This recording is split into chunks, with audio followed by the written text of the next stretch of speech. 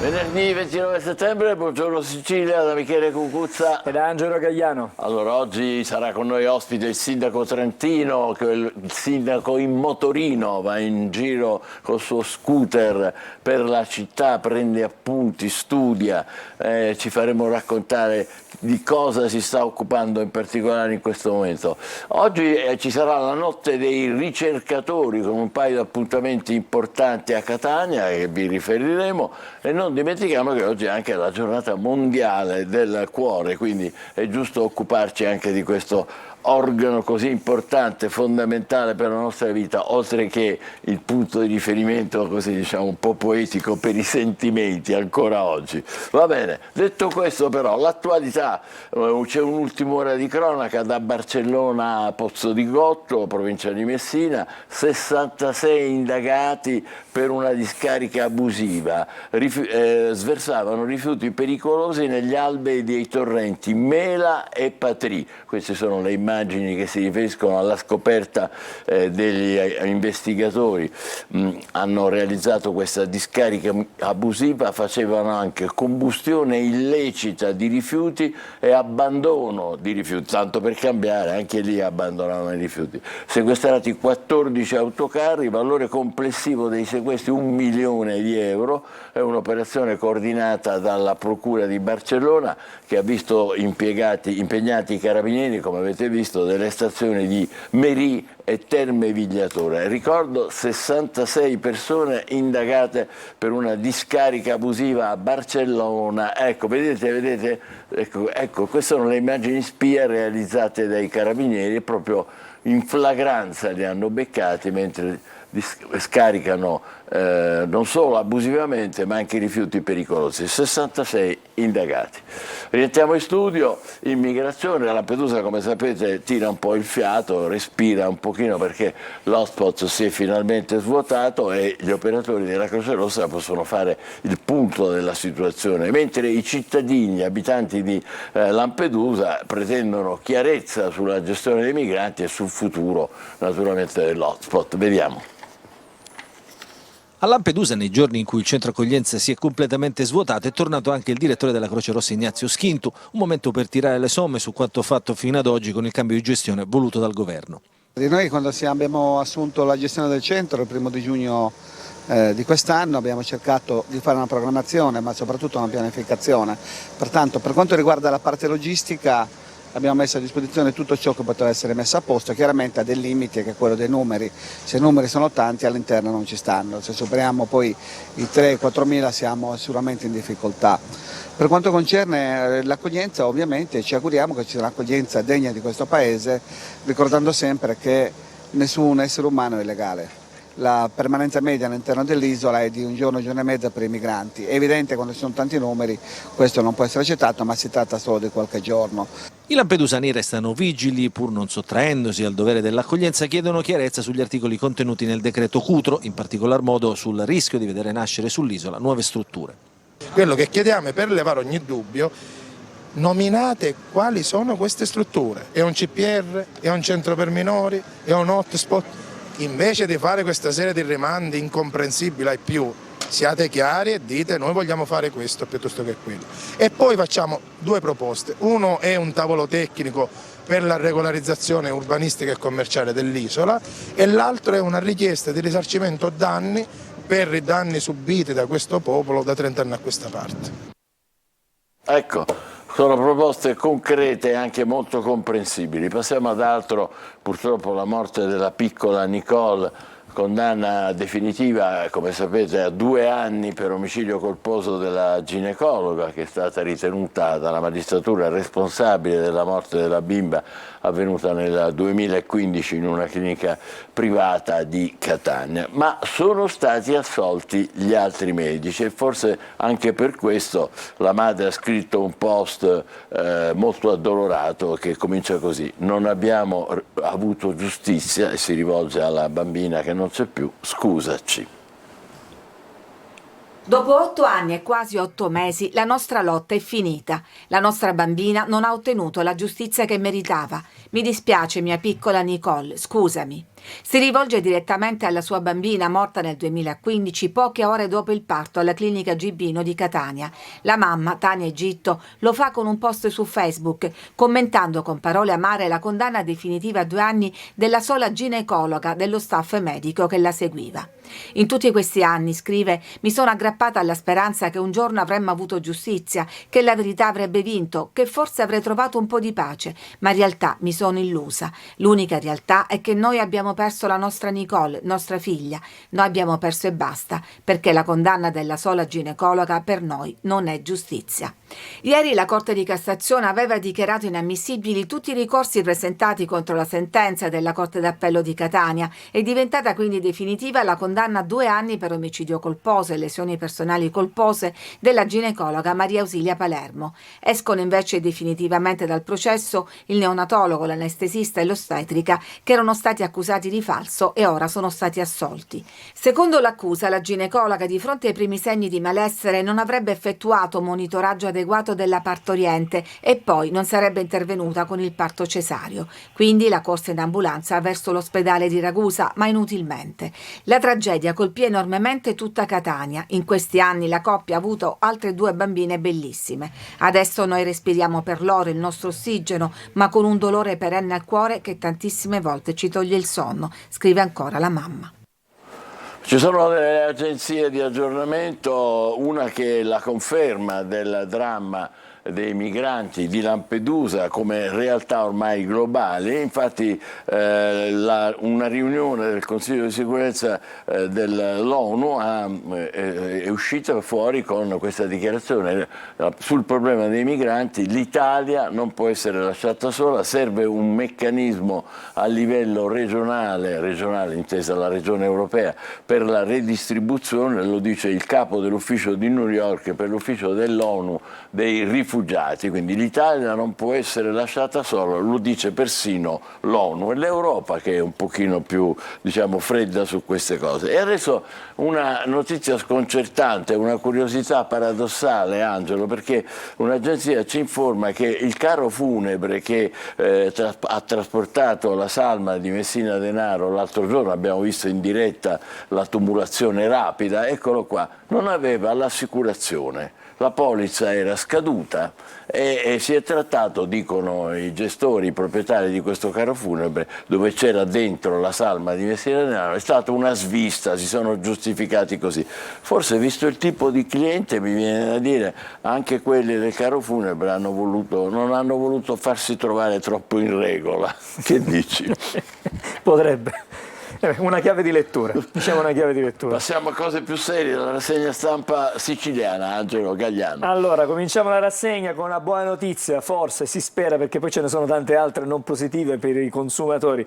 Prezzi calmierati fino a Natale, beni di prima necessità ribassati del 10%, se hanno il bollino tricolore la Meloni trova l'intesa con le imprese per 3 mesi, però più avanti vedremo che c'è una stangatina, anzi una stangatona in arrivo sulla bolletta della luce che aumenta del 18%. Aiuto! Per essere proprio così, per avviarci verso il fine d'anno in serenità. In allegria. Poi c'è stata un'altra terribile tragedia sul lavoro nel Palermitano, schiacciato da un solaio, è morto un operaio di 63 anni, i sindacati insorgono. La notizia è di ieri pomeriggio, ce ne siamo anche occupati nel corso dei nostri telegiornali. Poi altro tipo di notizia che riguarda però le difficoltà della regione, i fondi dell'Unione Europea, abbigliamento, Schifani dà una strigliata, lo leggiamo meglio così, ai dirigenti regionali, poi cercheremo di capire magari di che cosa si tratta, e sulla vicenda Ponte c'è una miccia accesa sui conti della manovra. Salvini non fa dietrofront perché dice che bisogna cominciare con i finanziamenti dell'opera. E poi sui migranti, eccolo qui il titolo, patto sui migranti, l'Italia non si fida, la pausa di riflessione non è uno strappo, perché la bozza di questo accordo evidentemente non è piaciuta assolutamente ai nostri, insomma, al nostro governo, che in qualche modo ci sta riflettendo. E allora andiamo a vedere nel particolare che cosa ci racconta dal punto di vista economico. La spesa scatta domenica, cioè il 1° ottobre, il trimestre a prezzi bassi contro l'inflazione. Patto Meloni Imprese durerà fino al 31 dicembre, ma potrà essere prorogato. Questo è quello che... Speriamo che lo proroghi. Così almeno i prezzi calmierati riguarderanno pane, pasta, latte, cura della persona. Questi sono i principali prodotti per il carrello della spesa più leggera, diciamo così, scontati del 10%. E poi altra notizia che in qualche modo può fare contenti i consumatori e quindi tutti noi: con il taglio di cuneo e IRPEF 120 euro in più in busta paga, la natalità assegno unico più robusto per il secondo e terzo figlio. Queste sono alcune delle misure contenute nella manovra. Adesso invece parliamo di fondi dell'Unione Europea, perché Schifani sprona, e comunque è un termine diciamo buono questo, spronare i dirigenti: siate più responsabili nella spesa. Il governatore stigmatizza le assenze e critica chi non indossa abiti consoni, evidentemente. Beh, non si può andare con gli infradito, diciamo, all'Assemblea regionale, ha anche ragione. Queste sono, diciamo, le sue indicazioni. E poi sul ponte, vedi, nel governo che va a caccia di fondi, il ponte spezza i conti della manovra. Salvini insiste di volerlo finanziare, Foti chiarisce: non sono contrario all'opera, ma evidentemente non ci sono i soldi. e poi, eccolo qui, arriva la notizia che nessuno di noi voleva sentire: bolletta della luce in arrivo stangata, aumento del 18,6%, consumatori critici. L'aumento a 2 cifre era atteso, ma ha superato le stime della vigilia. La bolletta della luce nei prossimi 3 mesi sarà più cara del 18,6% rispetto al trimestre luglio-settembre, in vista della stagione invernale, e quindi si preparano maggiori consumi. Non è certamente una buona notizia questa che stiamo leggendo stamattina. Lasciamo le vicende che riguardano diciamo, i fatti nazionali e poi invece parliamo di Catania. Perché parliamo di Catania? Arriviamo a Catania e parliamo di dispersione scolastica. Sappiamo che la città di Catania è una delle città con il maggiore tasso, diciamo, di dispersione. Catania scelta come sede in occasione del centenario della nascita di Don Milani. Dati preoccupano nel capoluogo, qui 10 punti percentuali in più rispetto alla media nazionale. Se ne discute anche oggi e lo faremo anche noi, chiaramente, cercando di approfondire questo. Beh, continuiamo a farlo, certo. E poi a Taormina leggiamo, vedi, l'abbiamo anticipato nel nostro telegiornale, Taormina avrà presto una sua fondazione. Sono le parole di Cateno De Luca: metteremo in bilancio i fondi per realizzarli. Il sindaco attacca Tao Arte Sicilia e punta forse sul palacongressi per allungare la stagione turistica anche in inverno. Ma De Luca stesso rincara: non autorizzerò alcuna manifestazione a luglio e ad agosto, non intendo pagare per il teatro antico. Quindi insomma, scordatevi i concerti della in questo agosto. momento diciamo che c'è un po' di tensione, mettiamola così, da questo punto di vista. Adesso andiamo a leggere la prima pagina di Repubblica Palermo. Lo Schifani furioso, questo è il titolo.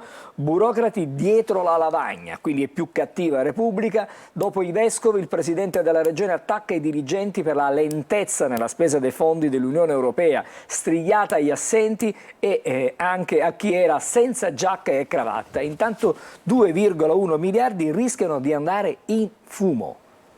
E non sono, voglio dire, bruscolini. Ecco, sono soldi importanti. Altra notizia, la Repubblica ne parla come un caso: processo montante, prescrizioni vicine nel processo al governatore, ma lui può decidere di rifiutarla. Questa è la situazione. Poi notizia un po' più leggera, un po' più tranquilla. Torna la domenica alla favorita, quello che leggiamo: la città fa festa nel suo parco. Le pagine interne, qualche notizia in più dalle pagine interne per leggere le vicende che riguardano anche la scuola. La campanella non suona per tutti, assistenza ai disabili tra ritardi e disservizi, mancano i fondi e anche il personale in molte province della Sicilia, le famiglie costrette a intervenire direttamente e pure a pagare per l'impegno. Insomma, non è certamente un buon inizio per la vicenda, per la scuola siciliana come sempre va in sofferenza. Andiamo a vedere qualche altra notizia sempre dalle pagine dei quotidiani regionali, siamo in chiusura quasi. Giornale di Sicilia, i fondi europei, furia di Schifani, dirigenti convocati per cercare di salvare in extremis oltre 1 miliardo, il presidente minaccia il taglio dei premi e poi attacca chi non si è presentato o lo ha fatto in polo e anche in jeans, non si è presentato diciamo vestito in maniera adeguata. Dress code. Esattamente. Poi la pensionata travolta è uccisa sulle strisce, altra notizia di cronaca a Palermo, terribile anche questa. E la vicenda dei migranti che torna, non c'è l'intesa, rimane il nodo delle ONG. Pare che ci siano 7 navi tedesche che stanno viaggiando nel cuore del canale di Sicilia. Chiudiamo velocemente con la Gazzetta del Sud. Il porto di Tremestieri si cambia, ora se ne occuperà una società di Torrenuova, appalto diviso in 2 lotti, questa è la domanda. Il Tribunale di Venezia ha dato il via libera all'azienda che dovrà completarlo. È una buona notizia certamente per la città di Messina. Ci fermiamo qui per la rassegna stampa siciliana, tra poco i quotidiani nazionali, state con noi, buongiorno Sicilia.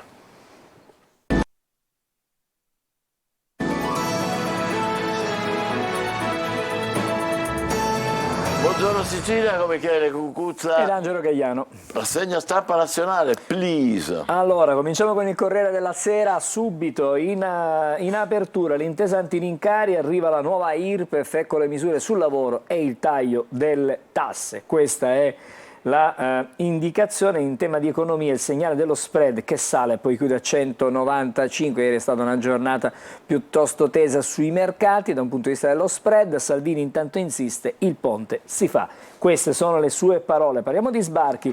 La frenata sul patto dell'Unione Europea, l'Italia chiede tempo, è stato modificato, sostiene il nostro paese. Un'altra lite con Berlino sulle ONG. Roma attacca, dice, in mare 7 navi con bandiera tedesca. Italiani dice se la Germania le finanzia accolga, almeno le accolga i migranti. Questo è il suo pensiero. Putin, attenzione, rilancia la sfida nucleare, così si regge l'equilibrio. Queste sono le sue parole. La prescrizione, riforma Cartabia cancellata. È stato un blitz, il voto diciamo di ieri sì anche di Azione e Italia Viva, quindi sono schierati con la maggioranza. E poi una brutta storia, un'altra vicenda di femminicidio, esplosi almeno 3 colpi di pistola, aveva 2 figli, è stata uccisa per strada, Clodiana uccisa in strada, ora si cerca il marito. Ma non è possibile che un rosario ogni giorno ce n'è una, è una cosa veramente inammissibile. Andiamo adesso a Repubblica. Repubblica apre con un allarme sui mercati a proposito dello spread. È la legge di bilancio, la manovra in deficit del governo fa toccare quota 200 allo spread, poi il calo. Parla la Lega, non siamo come nel 2011, il BTP sfiora il 5% con lo stop BCE agli acquisti dei titoli di Stato. L'Italia dovrà collocare 150 miliardi di euro. E poi Bonomi, preoccupano il debito e la spesa pubblica troppo alta. Il debito sicuramente, la spesa pubblica mi pare che la Meloni avesse avuto il via libera da Bruxelles, se non sbaglio, no? Quindi...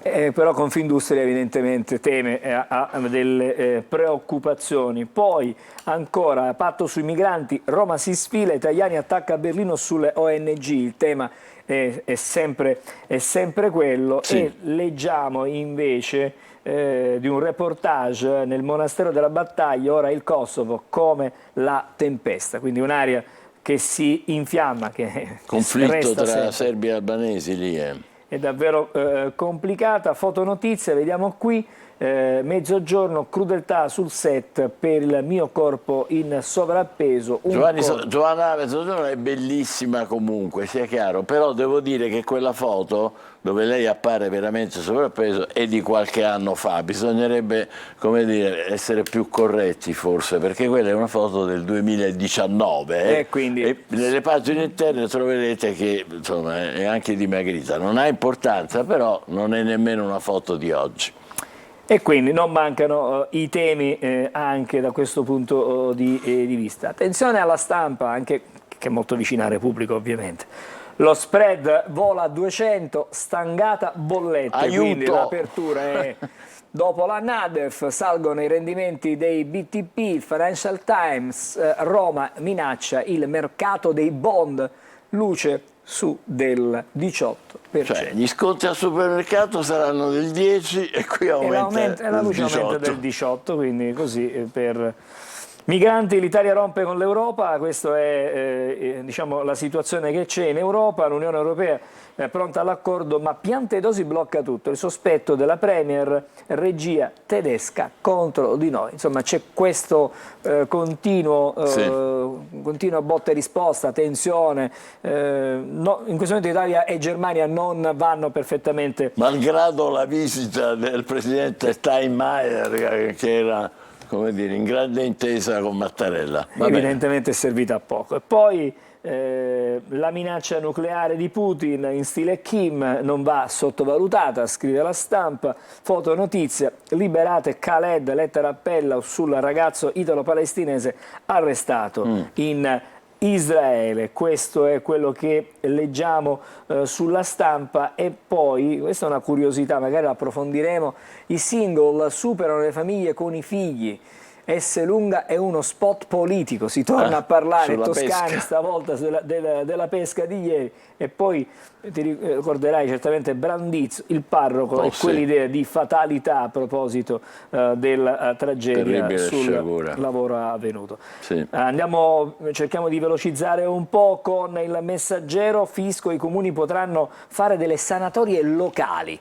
Quindi c'è la possibilità per i comuni, per le tasse che sono evidentemente di competenza, di poter agire per fare le sanatorie, definizioni agevolate, via libera ai sindaci con il decreto legislativo, quindi c'è questa possibilità. Poi i medici, via libera al nuovo contratto, in arrivo un aumento di 289 euro, questo, e poi dall'altra parte le bollette, sconto del 10% per tutti i beni essenziali. Ma intanto, come sappiamo, parte questo patto anti-inflazione, ma c'è l'aumento del 18% sulle bollette, quasi il 19%. I migranti, l'Italia frena sulle ONG, stop sull'accordo a Bruxelles, alta tensione per l'aiuto della Germania alle no profit che puntano verso i nostri porti. Tajani duro con Berlino, portate i profughi a casa vostra, questo è il messaggio. E ancora il crollo della natalità, famiglie con e senza figli, il pareggio nel 2050. E torniamo sulla notizia del femminicidio. Clodiana uccisa con 3 colpi in testa, si cerca l'ex marito della 35enne.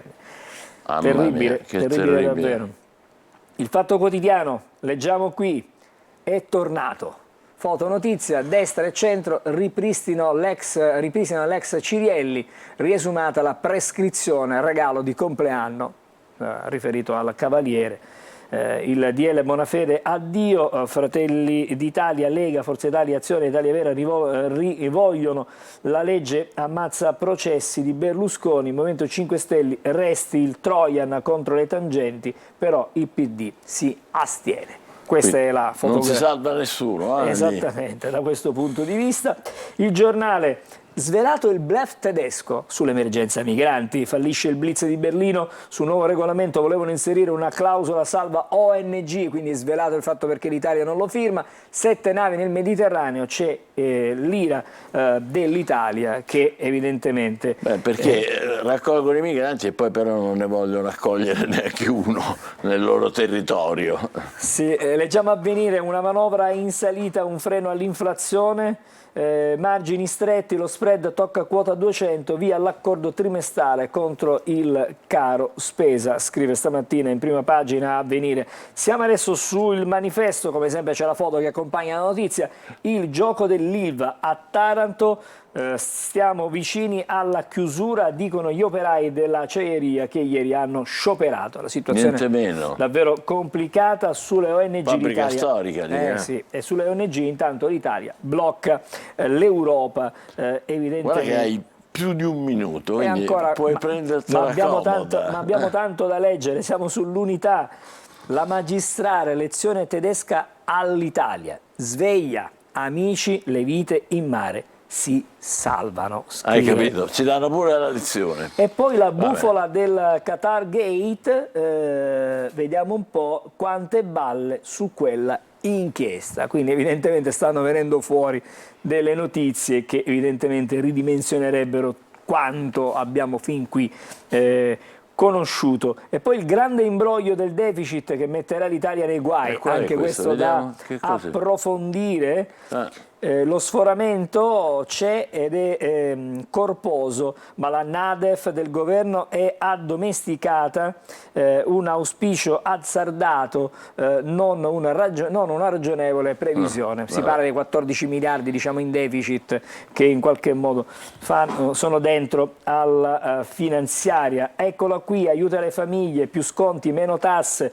Parte il carrello tricolore nei negozi, costi ridotti per i beni a largo consumo, le stime del vice ministro Leo, cuneo fiscale, riforma IRPEF in busta paga 120 euro in più, previsti 150 milioni per assistere le neomamme nei primi 6 mesi. Sì, però lì nel titolo mancano gli aumenti delle bollette. Non ci sono, non le hanno scritte.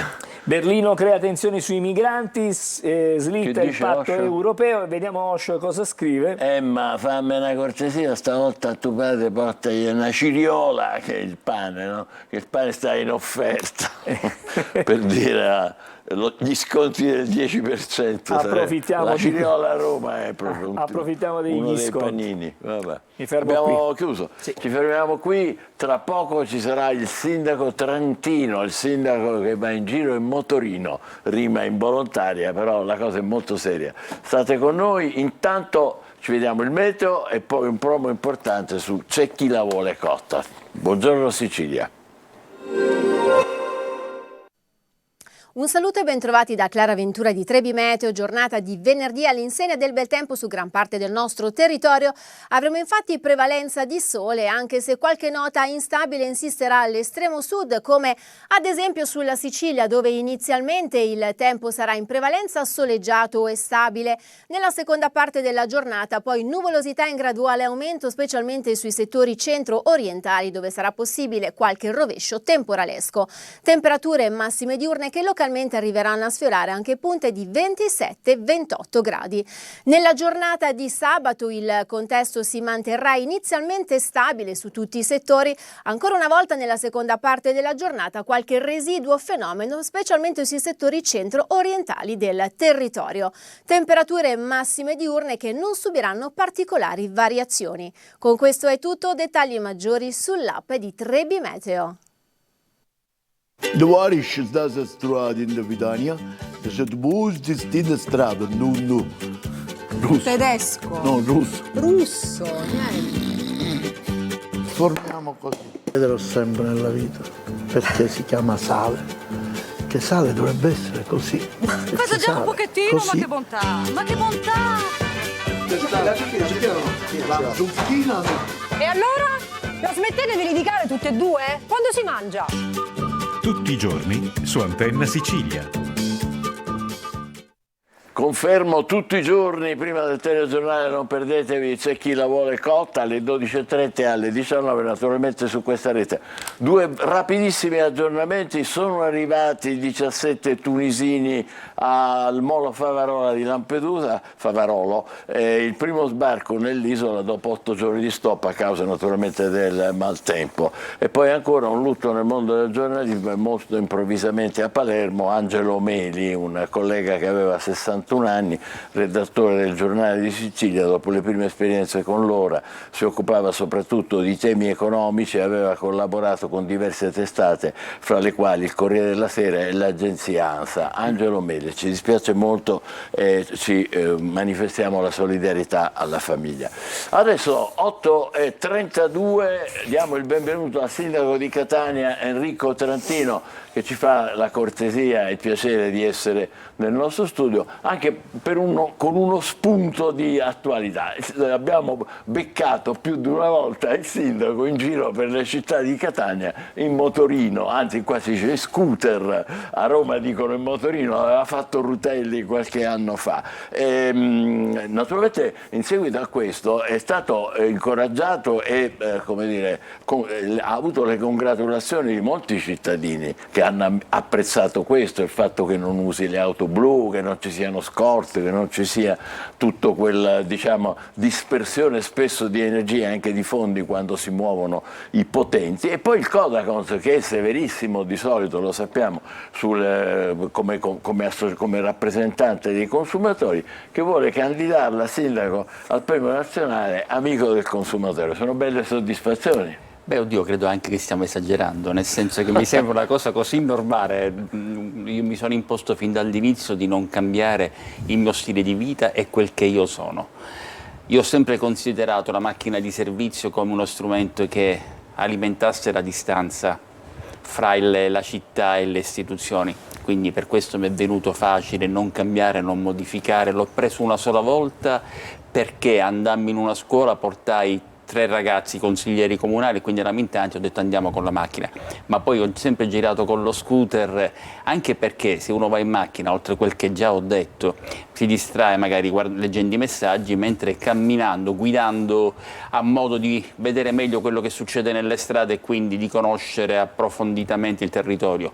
Io cammino, questi purtroppo sono altri vezzi che ho, con i guanti monouso nel bauletto, appena vedo sacchi di plastica spesso mi fermo per rovistare e vedere se si può individuare chi è colpevole. Lei è stato protagonista di una serie di iniziative in cui in prima persona ha spalato, ha ripulito, mi ricordo vicino al Castello Orsino, ma questa scelta del motorino in veste pubblica è anche un po' un esempio, oppure perché c'è troppo traffico a Catania? No, è un segnale, ma è un segnale che è assolutamente spontaneo, anche perché mi fa piacere comunque evidenziare che senza che ci fosse stata una preventiva regia sono almeno altri, credo 6 o 7 gli assessori della mia giunta che camminano con lo scooter. 2 sono anche più bravi di me, l'assessore Parisi e l'assessore Barletta camminano con lo scooter elettrico.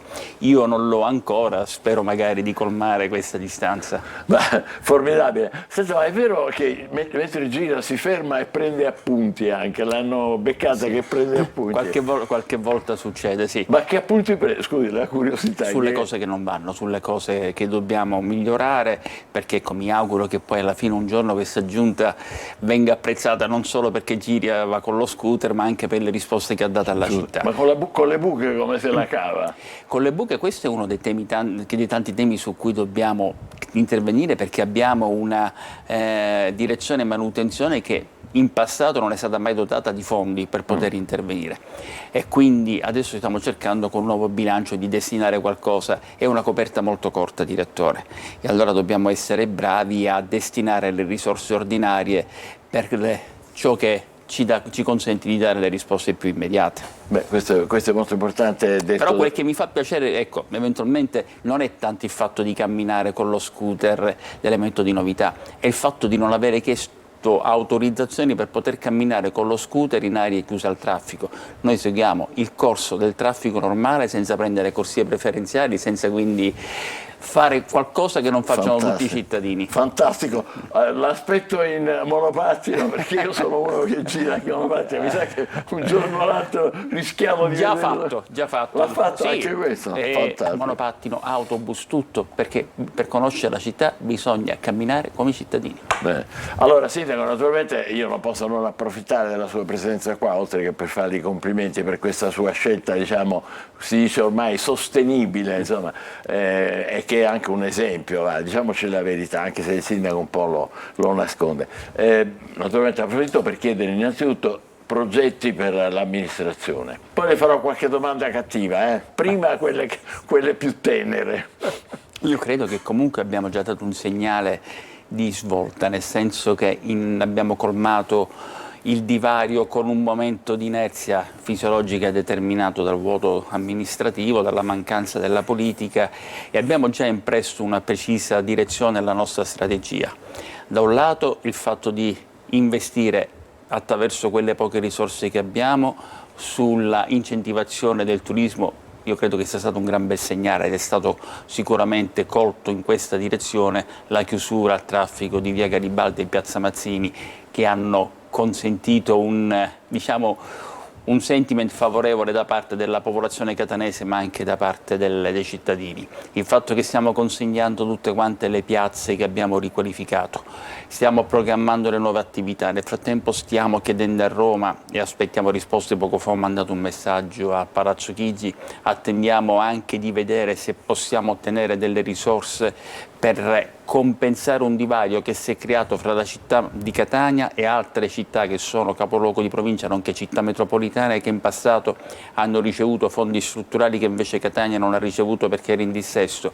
Stiamo insomma avviando tutte quelle premesse, stiamo, se vogliamo, erigendo le fondazioni su cui immaginiamo la futura attività amministrativa della città. Nello stesso tempo dobbiamo dare risposte, e le risposte proprio l'altro ieri abbiamo firmato il contratto con le ditte che si occupano della raccolta dei rifiuti, e questo ci consente adesso di poter rimodulare questo contratto e pertanto in qualche modo dare delle risposte più immediate e più efficienti per quanto riguarda il tema angusto della sporcizia per le strade, anche se io credo che i cittadini possano notare che c'è un'attività di spazzamento che non si vedeva da tempo. Stiamo facendo su questo tanto. L'ultima cosa positiva che le dico è che confermo che in via Tomaselli, centrissimo di Catania, accanto c'è la Villa Bellini, ho visto i bidoni della differenziata all'angolo della strada che noi pregavamo da tempo di poter avere,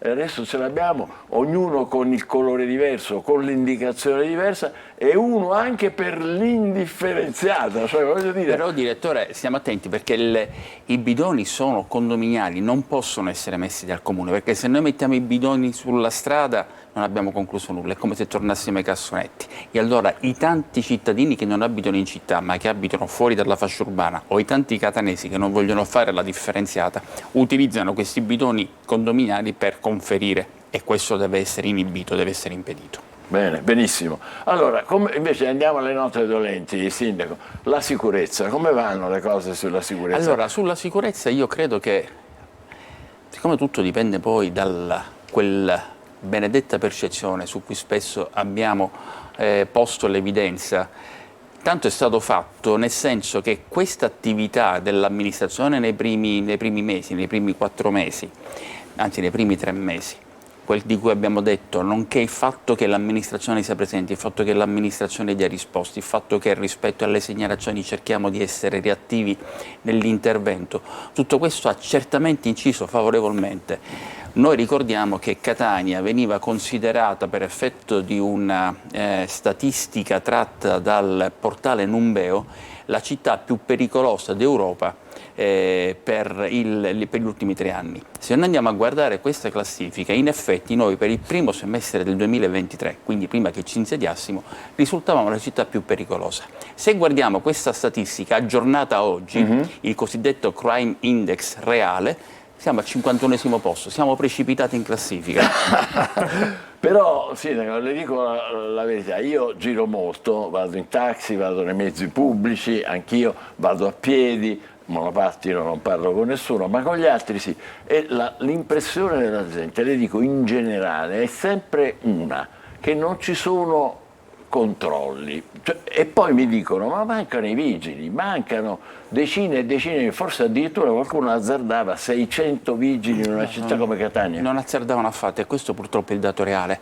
Mancano 600 vigili e in più quelli che ci sono per la quasi totalità, 200 su 245, hanno una media età di 61 anni, quindi comprendiamo qual è la condizione. Non possiamo assumere perché non possiamo fare concorsi. Quello che dicono sul fatto che non si possono fare concorsi. No, per adesso no, perché noi possiamo fare concorsi avendo una capacità assunzionale rapportata alla capacità finanziaria. Un comune in dissesto non può fare concorsi. Perché ancora Catania risente del dissesto. Tant'è vero che i 45 che abbiamo assunto l'abbiamo assunto con un eterofinanziamento che dovrebbe giungere anche per il 2024 per l'assunzione di un altro tot di vigili, non sappiamo quanti, ma stiamo aspettando che da Roma ci diano quelle risposte complessive che migliori la nostra capacità finanziaria. La mancanza di controlli è verissimo. Noi stiamo cercando di implementare, finalmente stiamo mettendo in connessione le 256 telecamere. Io mi auguro che ci consentano anche di agire su alcuni fenomeni che per me sono degenerativi, come la mancanza del casco o altri segnali che certamente esprimono una mancanza di rispetto per le regole che diventano poi un fattore criminogeno. Ci sono alcuni episodi di teppismo. Ci sono tante cose su cui vorremmo che la città migliorasse meglio, perché l'incuria è quella che in molta parte del tessuto sociale l'ha fatta padrona. Però io dico sempre, direttore, a ogni amica, a ogni ragazza, a mia figlia e alle sue amiche: ma voi ragazze, quando camminate vi sentite insicure a Catania? E la risposta è sempre così: a Catania no, in tante altre città sì. Questo non significa che siamo un'isola felice, assolutamente, perché se io leggo di queste baby gang, se leggo di questi ragazzini che si girano a lungomare solo per il piacere di dare un ceffone a chi cammina col monopattino. Ma anche noi l'abbiamo raccontato. Io mi auguro di pigliarne uno, semplicemente, no, per carità, non per reagire violentemente, ma per chiedere controragione di un comportamento che poi fa male alla città. La lascio con una sottolineatura, Sindaco. Abbiamo capito una cosa importante. Il bilancio di Catania è condizionato, e quindi anche la sicurezza, i vigili e tutte le altre cose che abbiamo fatto cenno, dal fatto che quando usciamo dal dissesto, diciamo, quando avremo i fondi per poter fare quello che lei stesso ha detto? Le direi che dovremmo essere ottimisti. Il problema è che stiamo cercando di capire come le nostre richieste, che sono state tutte quante recepite dalla Presidenza del Consiglio perché capiscono la difficoltà e vogliono aiutarci, possano però collimare con una condizione finanziaria dello Stato che tutti conosciamo,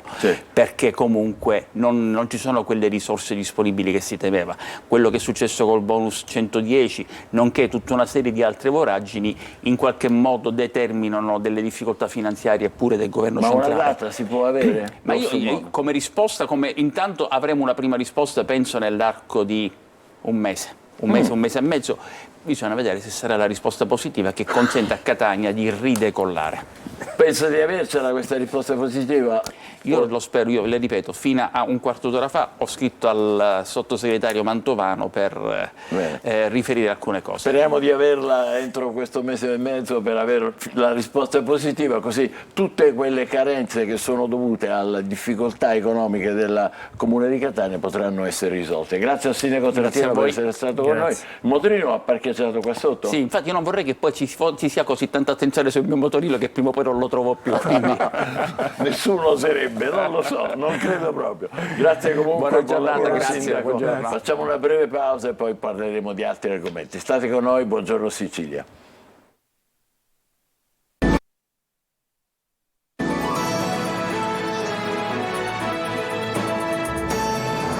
Buongiorno Sicilia, oggi è la giornata mondiale del cuore che noi vogliamo, come dire, sottolineare insieme al cardiologo dottor Michele Gulizia. Buongiorno e benvenuto. Buongiorno a tutti i telespettatori.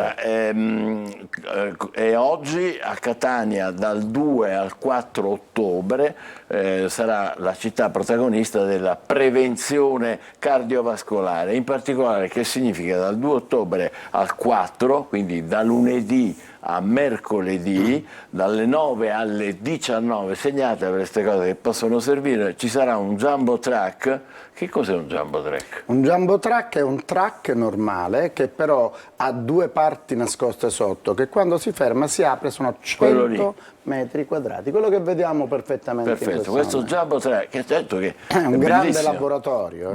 Sarebbe un tir con dentro, si può fare un sacco di roba. Ecco, è appositamente allestito e si fermerà per 3 giorni proprio dove vedete adesso, Piazza Università, dal 2 al 4 ottobre, dalle 9 alle 19 tutti i giorni, per offrire che cosa? A tutti la possibilità di sottoporsi a uno screening, cioè a un controllo cardiologico completo e gratuito, vero? Assolutamente gratuito. Quindi ci saranno una serie di colleghi suoi che saranno... diciamo che abbiamo reclutato un progetto che nasce dal 2015, che ho ideato e che va in giro per tutta Italia sotto l'importante patrocinio della Presidenza del Consiglio dei Ministri, del Ministero della Salute, l'Istituto Superiore di Sanità e così via. Noi facciamo uno screening cardiovascolare gratuito. In cosa consiste? Ecco. Noi facciamo una breve anamnesi, riempiamo una scheda, questa scheda è contenuta all'interno di quella che è la Bancomat, questa card che noi diamo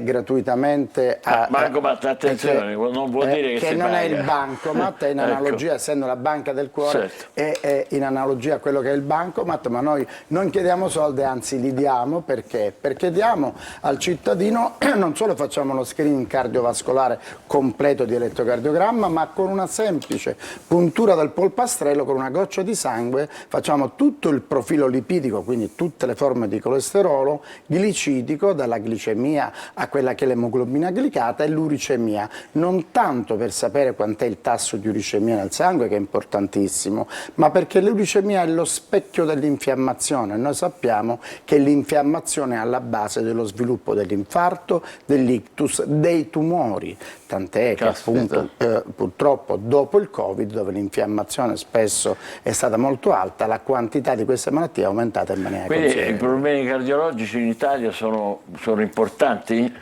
Come si collocano tra le malattie, diciamo così? Assolutamente, le malattie cardiologiche oggi sono la prima causa di morte nel nostro paese, prima causa, distanziando di molto la seconda causa, che sono le malattie cerebrovascolari, che hanno la stessa eziologia, cioè la stessa origine, e di gran lunga le neoplasie, di cui tutti noi abbiamo una grande paura. E immaginiamo, in questi giorni si è celebrato anche, diciamo, quello che è il cuore delle donne. Abbiamo fatto anche una grande iniziativa all'ospedale, all'azienda Garibaldi, e sono 120.000 le donne che muoiono per malattie cardiovascolari su 260.000 morti in Italia. Caspita. E questo perché le donne sono un po' più trascurate e perché sono protette durante l'età fertile, ma dopo 10-15 anni dalla menopausa questa loro protezione la perdono completamente, e purtroppo la cardiopatia ischemica, cioè l'infarto, l'ictus, le colpiscono molto più violentemente. Quindi è una favola dire che i più esposti siamo noi uomini? Assolutamente no, il più grande femminicidio che c'è al mondo è quello dovuto alla cardiopatia ischemica nella donna dopo 15 anni della menopausa. Questo è il punto. I segnali d'allarme quali sono? I segnali d'allarme sono sempre quelli, sono quello del dolore al petto, di una difficoltà a respirare, a fare degli sforzi, ma io trascurerei oggi più che altro i segnali d'allarme, perché oggi, secondo me, nella giornata mondiale del cuore noi dobbiamo parlare di un aspetto importante, la prevenzione. Le donne che prevengono le malattie cardiovascolari sono donne che non le svilupperanno, o le svilupperanno in un modo, in una percentuale molto inferiore e con una gravità molto inferiore. Stessa cosa per gli uomini.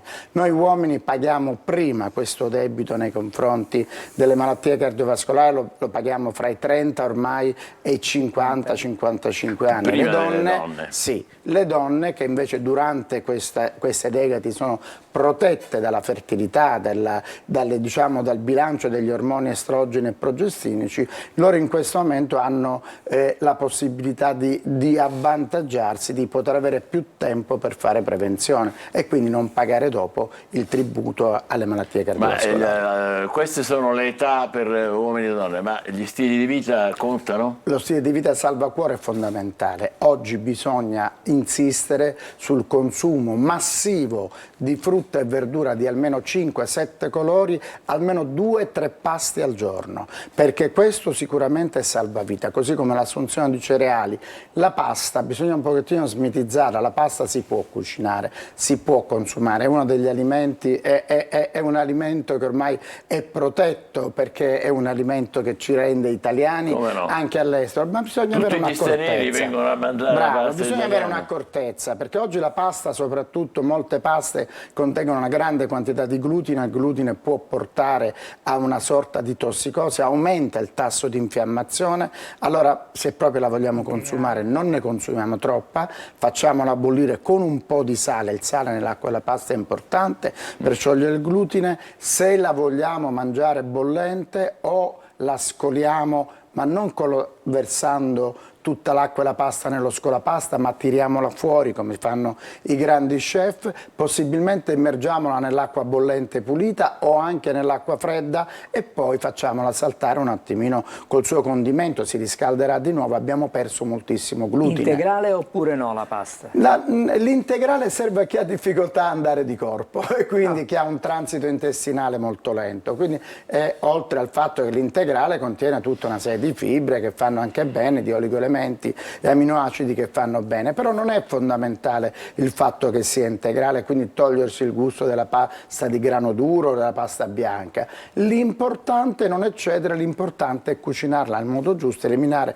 il più possibile il glutine. Oggi ci sono delle ottime paste senza glutine, molto più digeribili e molto meno dannose rispetto l'importanza della frutta, ma l'attività fisica conta o no? L'attività fisica è fondamentale, 75 minuti alla settimana almeno per un soggetto, che non sono 75 sono 10 minuti al 10 giorno. minuti al giorno, oppure 20 minuti 3 volte al giorno, questo è fondamentale.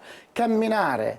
Io dico, chi ha la palestra in casa faccia tutto il genere di palestra che vuole, chi vuole andare in palestra vada in palestra. Attenzione, perché i macchinari spesso nei soggetti anche con piccole cardiopatie, soprattutto quelle valvolari, dal banale prolasso della valvola mitrale, i macchinari, questi sforzi isometrici, che per intendere c'è quello del braccio di ferro rispetto allo sforzo isotonico che è la camminata, il nuoto, il tennis, fanno male a questi soggetti. Quindi facciamo delle belle camminate a passo veloce, lo possiamo fare tutti, compriamoci la nostra bella cicletta da camera o il tappirulan, ormai ne vendono una quantità incredibile, si piegano, si mettono sotto il letto, si mettono accanto all'armadio e camminiamo guardando la televisione, guardiamo per esempio Buongiorno Sicilia facendo un po' di moto, no? Certo. Allora, per chiudere, dottore, l'appuntamento dal 2 al 4 ottobre è un appuntamento utile, non è semplicemente di propaganda per come un tema importante. Assolutamente. È una prevenzione cardiovascolare importante. Noi troviamo, in questo momento siamo a Reggio Calabria, il track domani si sposterà, domani farà l'ultimo giorno e poi si sposterà qui in Sicilia, farà questa tappa qui a Catania e poi dalla 7, 8 e 9 sarà a Palermo per poi traghettare, andare in Sardegna e continuare la sua tappa. È fondamentale, il track è aperto dalle 9 alle 19. Consiglio a tutti i cittadini che non sono arrivati a prenotarsi con l'app che già è satura, ma è satura in tutta Italia, abbiamo l'app di Banca del Cuore, basta andare sul sito Banca del Cuore, non si può sbagliare, ma dico venite, ma venite un po' prima, perché già alle 7, alle 6 del mattino c'è la fila, quindi se volete fare la prevenzione abbiate un po' più di precocità. È una grande opportunità, fra le altre cose. È una grande opportunità. Bene, dal 2 al 4 ottobre dalle 9 alle 19 in Piazza Università a Catania. Grazie al dottor Gulizia, complimenti, buon lavoro. Adesso noi ci guardiamo un promo a proposito di alimentazione.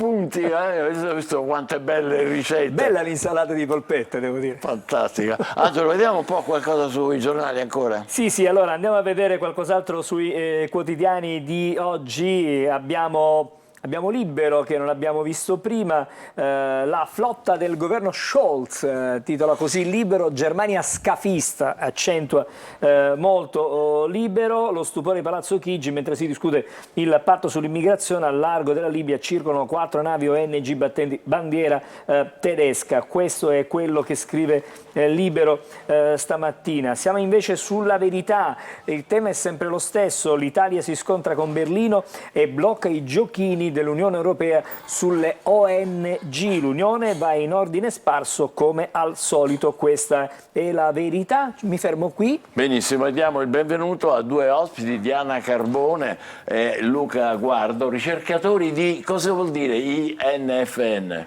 Istituto Nazionale di Fisica Nucleare. Oh, perché? Perché questa di oggi sarà la notte dei ricercatori, che coinvolgerà un po' tutte le città, compresa Catania, è vero? Che succede da noi? Sì, esatto.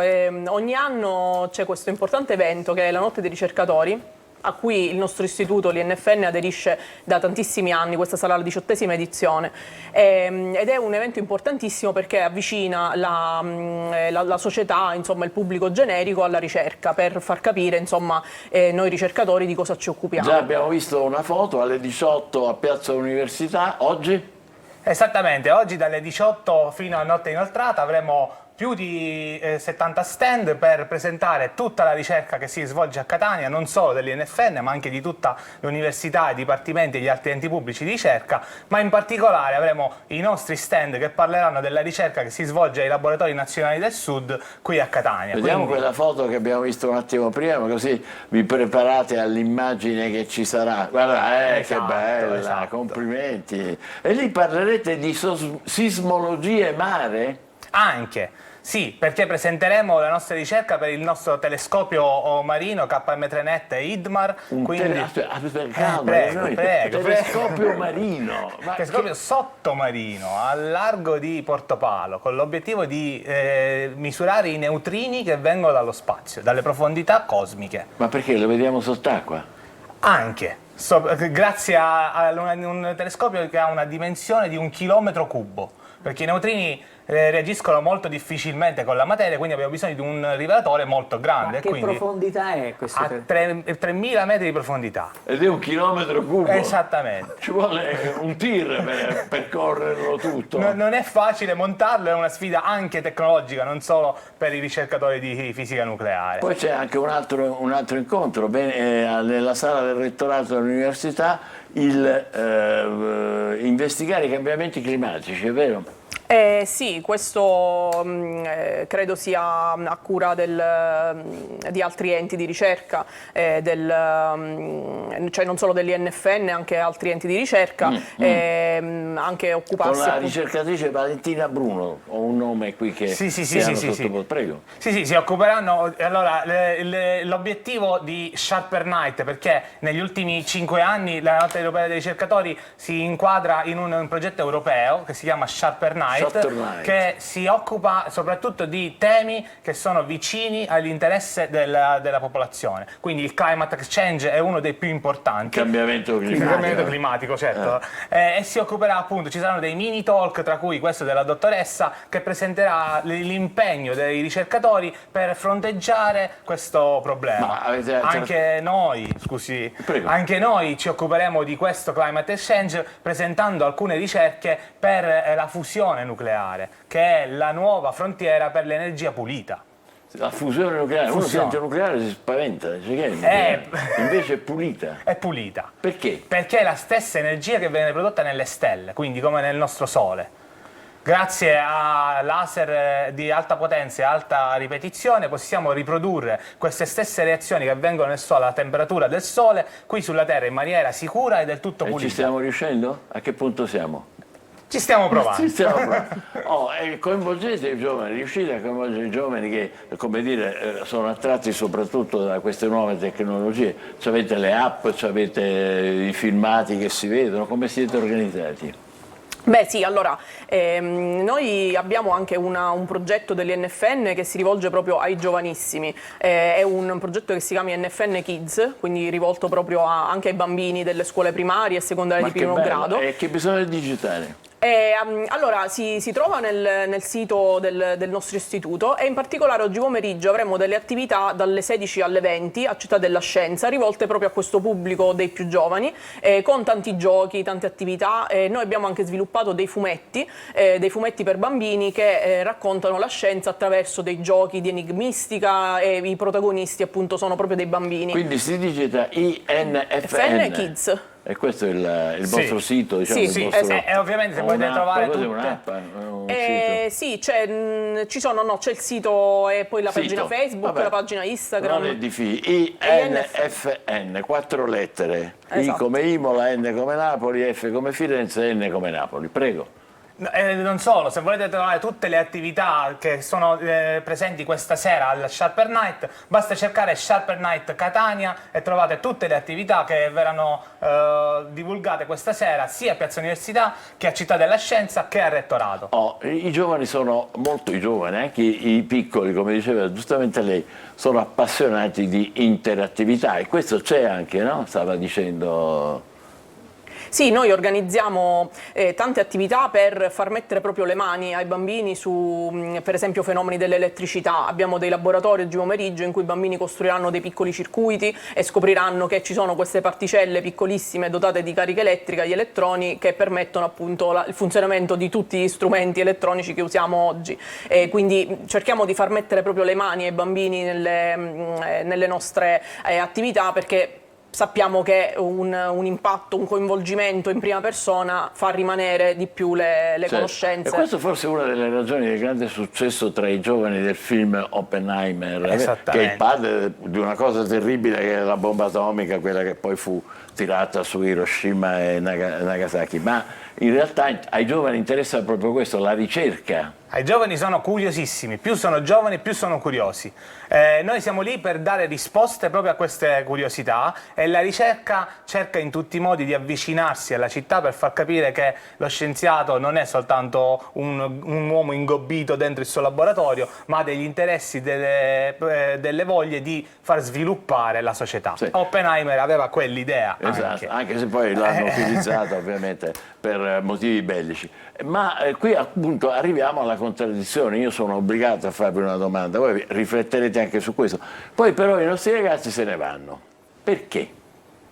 E qui entriamo in un discorso politico. Sì, ma anche sociologico, certo, non solo politico, certo. Sociale, culturale. Beh, allora, se posso dire una cosa, io credo che in Italia il nostro istituto, l'INFN, offra al contrario delle opportunità molto importanti. Qui per esempio abbiamo l'esempio di due non più tanto giovani, però catanesi, catanesi che diciamo sono riusciti a svolgere un lavoro di ricerca di eccellenza come quello che fa il nostro istituto nella propria città. Ecco. Quindi il sostegno verso questi enti di ricerca è fondamentale in Italia per evitare la famosa fuga dei cervelli e quindi evitare di formare dei giovani che poi vanno a lavorare all'estero. Anche perché bisognerebbe spiegare che noi abbiamo bisogno non di influencer, non di youtuber, ma abbiamo bisogno di persone che per sviluppare la società bisogna anche fare ricerca per migliorare tutti quanti. Farla, soprattutto e come la fate voi, e si può fare a Catania, questo è molto importante, così come si può fare nelle altre città siciliane, però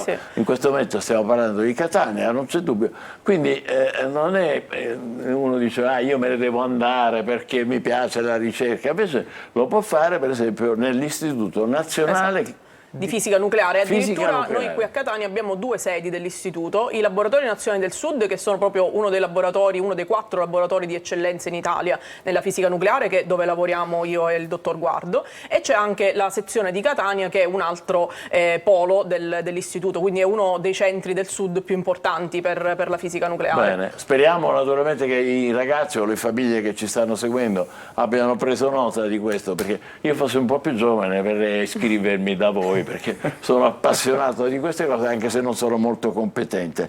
Grazie veramente a Diana Carbone e Luca Guardo, ricercatori dell'Istituto di Fisica Nucleare. Ricordatevi la notte dei ricercatori, Piazza Università, Catania, a partire dalle ore 18, e vi potete sbizzarrire e magari da lì può nascere qualcosa che riguarderà il vostro futuro. State con noi, abbiamo ancora qualcos'altro di cui parlare e ci vediamo fra un momento. Buongiorno Sicilia.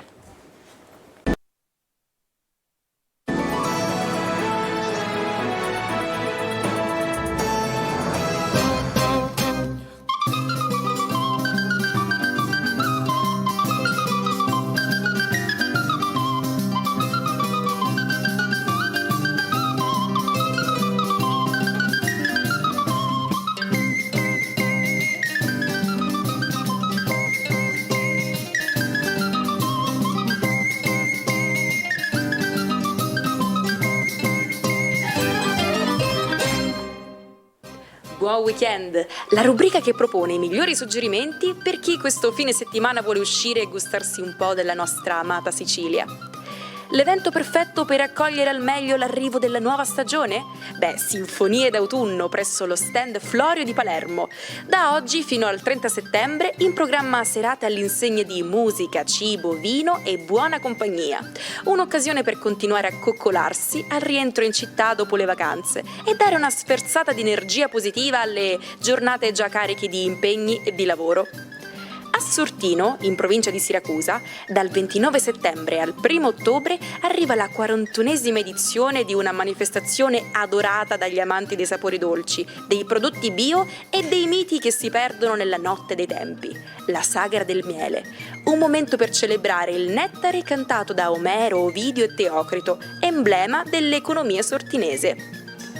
Oggi, 29 settembre, a Donna Fugata nel Ragusano è in programma l'ultima giornata del Donna Fugata Film Festival, rassegna cinematografica che porta sul palco attori, registi, fotografi e poeti di fama nazionale ed internazionale, che saranno protagonisti di talk show, momenti di scambio e proiezione di film. A Enna, sabato 30 e domenica 1 ottobre, il divulgatore scientifico Mario Tozzi apre Core Sicilie, storie di aziende e territori, l'evento che prevede la presentazione dei prodotti delle molteplici realtà locali aderenti, degustazioni guidate, laboratori e interventi curati da personalità di spicco del panorama accademico siciliano. Se volete colmare le vostre carenze d'affetto o semplicemente concedere delle coccole al vostro palato, vi segnalo Docizza, il Festival dei Dolci in programma da oggi fino a domenica 1 ottobre a Sciacca. 3 giorni dedicati alla pasticceria locale, ai dolci tipici dell'intera isola, ma anche tanto divertimento con spettacoli musicali e di cabaret.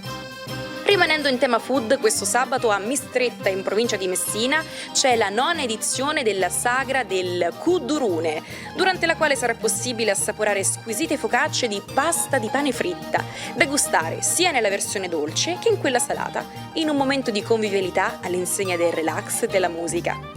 A Zafferana, in provincia di Catania, domenica 1 ottobre vi aspetta il primo appuntamento di un evento attesissimo che ci terrà compagnia per tutto il mese, l'Ottobrada Zafferanese. Giunta alla sua 23esima edizione, ogni domenica di ottobre il Borgo Etneo ospiterà una sagra diversa. Si inizia con la sagra dell'uva, poi sarà la volta del mele, del miele, dei funghi e delle castagne. Buon weekend! Quante belle proposte per questo fine settimana, ma cosa dicono le stelle? In proposito lo chiediamo naturalmente al nostro Marco Amato. Buongiorno. Oggi hai cambiato, oggi è una tazzona, non è più una tazzina. Sei passata al cappuccino, che è successo? No, è semplicemente più oblunga perché ha questo design un po' più English, ecco. Allora, che raffinatezza. E cosa ci dicono le stars in questo momento? Allora, caro Michele, caro Angelo, vi racconto che questo weekend astrologicamente è molto importante, perché ieri notte abbiamo assistito alla formazione nel cielo di quella che viene chiamata la luna del raccolto. Ecco, è una superluna vicinissima alla Terra, quindi, che si forma in Ariete, poiché per essere una luna piena il Sole deve essere in opposizione, quindi se il Sole in Bilancia, la luna piena deve necessariamente formarsi in Ariete, ma quello che la rende unica e particolare è il fatto che questa luna è la prima luna dopo l'equinozio d'autunno, quindi era il segnale nelle civiltà agrarie di andare a raccogliere i frutti di quanto si era coltivato. Ecco, questo è il significato che porta questa luna, per cui un significato di redde rationem, come dicevano i latini, quindi fare un computo di tutta una serie di profitti di quanto si è investito sia praticamente che metaforicamente nella vita e negli effetti. Una luna di fuoco dunque, ma non è finita qua, perché le signore dello zodiaco hanno deciso di farci passare un weekend veramente molto movimentato, perché la bella e capricciosa Venere, come vi ho spiegato ieri, inizia a quadrare con Urano, il che movimenterà di molto tutta l'attrattiva dei segni zodiacali.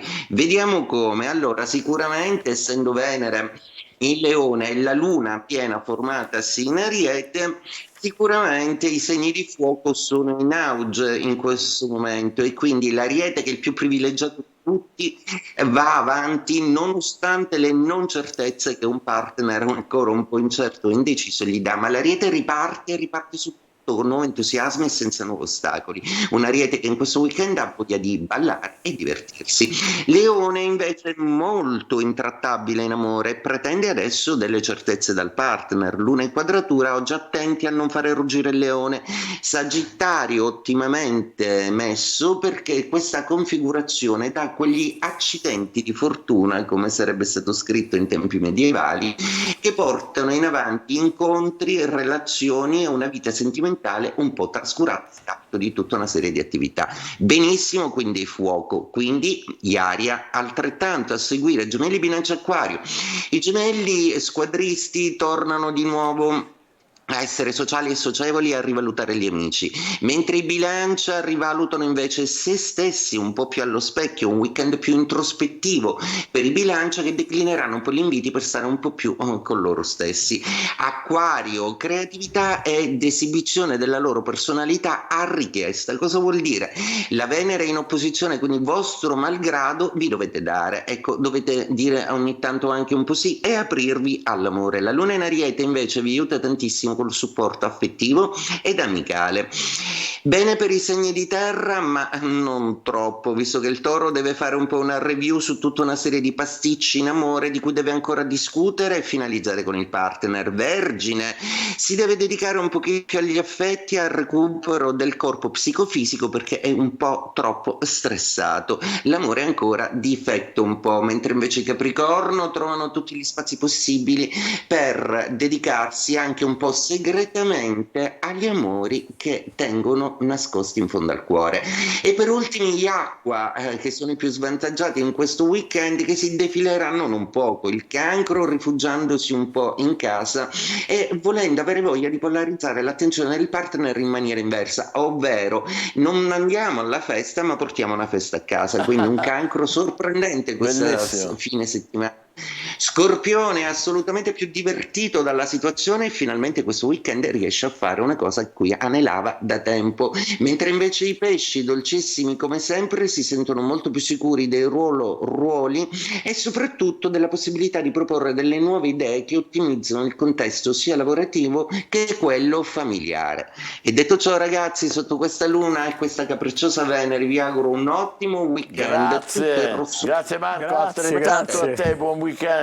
Angelo, vediamo un po' qualcosa del passato? Allora, cominciamo. 29 settembre 1961, possiamo andare un po' più avanti, una recensione positiva, non è questa l'immagine, di Robert Shelton sul New York Times lanciò la carriera dell'allora poco conosciuto Bob Dylan. Quell'articolo si rivelò cruciale per ottenere un contratto discografico con la Columbia Records. Qualche anno dopo, 29 settembre ma del 64, nasce Mafalda, la piccola filosofa dai capelli ribelli, determinata a cambiare il mondo e la protagonista dell'omonima striscia a fumetti. Il 29 settembre del 95 Tom Hanks ci ha condotto in un viaggio verso la Luna attraverso il suo indimenticabile Apollo 13, un capolavoro di Ron Howard che prende ispirazione da una vicenda vera accaduta all'equipaggio della NASA a bordo dell'omonima navetta spaziale, quella di Houston. Abbiamo un problema. Lo stesso giorno, stesso anno, quando il presidente degli Stati Uniti Clinton rompe il silenzio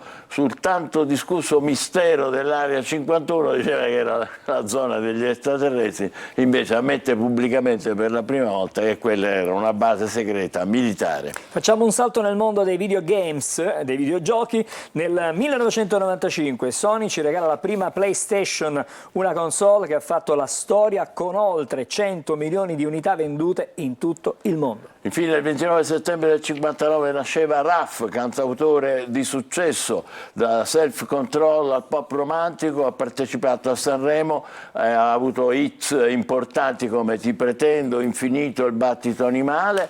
Noi lo ascoltiamo con Il battito animale, anche se ricordiamo che oggi è il 29 settembre, la data della famosa canzone dell'Equipe 84 di Lucio Battisti, 29 settembre. Vai Raff, Il battito animale, buon weekend a voi. A lunedì.